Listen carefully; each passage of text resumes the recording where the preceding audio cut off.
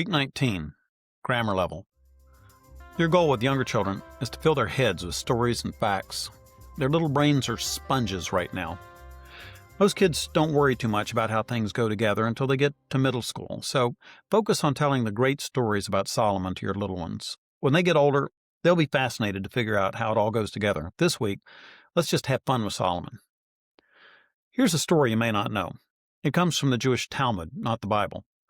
The Talmud says the Queen of Sheba brought Solomon 2 bouquets of flowers. One was real, the other made of wax. The wax flowers looked so real that nobody could tell them apart. The Queen asked Solomon to tell her which was which. Have your kids try to guess how Solomon solved the riddle.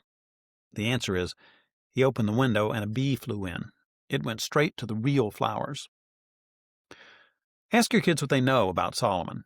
In our house, we use the youngest child who can do the job rule. You let the littlest child say what he knows, and then the older ones can add more detail or more stories. You can find all the stories about Solomon in the first 11 chapters of 1 Kings. This is a great week to use a picture Bible or a children's Bible, especially at bedtime. Question 1.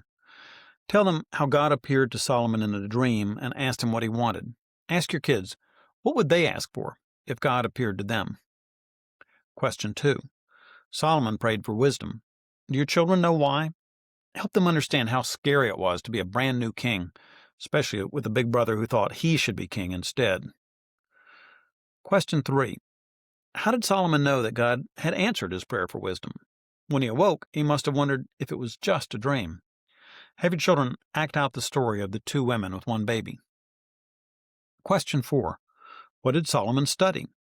He studied what God made: trees, plants, flowers, beasts, birds, reptiles, fish. What are your children most interested in? Question 5. Ask your children, how many proverbs did Solomon write? The answer is 3,000, including the ones in the book of Proverbs. Question 6. How many songs did he write? 1,005, including the Song of Solomon. Question 7. What did Solomon do wrong? He built altars for his foreign wives so that they could worship other gods. Then he bowed down to idols himself. Question 8. How did God punish Solomon's sin? He took most of the kingdom away from his son, Rehoboam. Make sure your children know why God didn't take the whole kingdom away from Rehoboam. God had promised David that he would always have a son on the throne. Maybe your kids can guess who that greater son of David is.